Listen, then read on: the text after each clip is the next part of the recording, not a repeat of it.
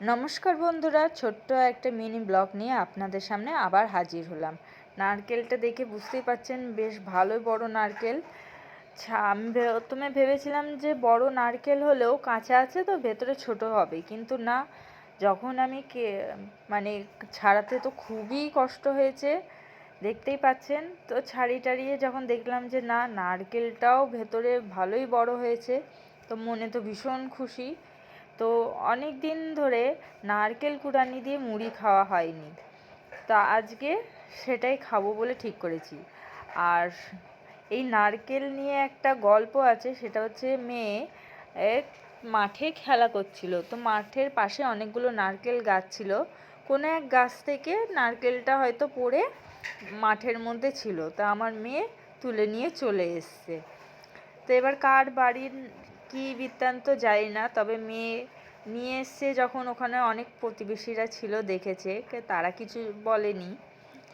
তো যেই নিয়ে এসছে তখনই মনে পড়লো যে অনেক দিন হলো নারকেল কুড়ানি দিয়ে মুড়ি খাইনি, তো আজকে সেই রেসিপিটাই হবে, নারকেল কুড়ানি দিয়ে মুড়ি। আর ছাড়াতে গিয়ে তো বাবার নাম ভুলে যাওয়ার মতো অবস্থা, কি আর বলবো।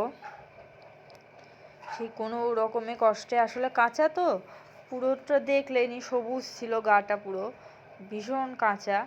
তো সেই নারকেল ছাড়াতে মানে ভীষণ কষ্ট হয়েছে, হাতের অবস্থা খুবই খারাপ হয়ে গেছিলো, হাত জ্বলছিল পুরো ছাড়াতে গিয়ে।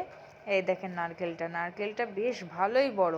প্রথমে ভেবেছিলাম ভেতরে ছোট হবে নারকেল, তো দেখলাম না, ভালোই বড় হয়েছে। আর জলটা তো মানে অনেকটা জল ছিল, মানে যে নারকেল গাছ থেকে পড়েছে, নারকেল গাছটা খুব ভালো ফল দেয় বলতে হবে।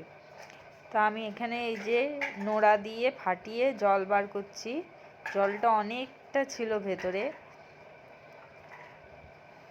পুরো পরিষ্কার। আর নারকেল জল খেতে যা ভাল লাগে না, ভীষণ ভাল লাগে। এবার ভেতরটা আপনাকে ফাটিয়ে দেখাচ্ছি, ভেতরটা খুব সুন্দর, একদম নরম, দেখেন খুব সুন্দর একদম। মানে নারকেলটা খুব ভালো পেয়েছে, ওই কপাল করে পাওয়া যাকে বলে। মেয়ে যখন খেলছিল মাঠে তখনই পড়েছে। দেখেন নারকেলটা একটুখানি আমি খেলাম, নারকেলটা এত সুন্দর।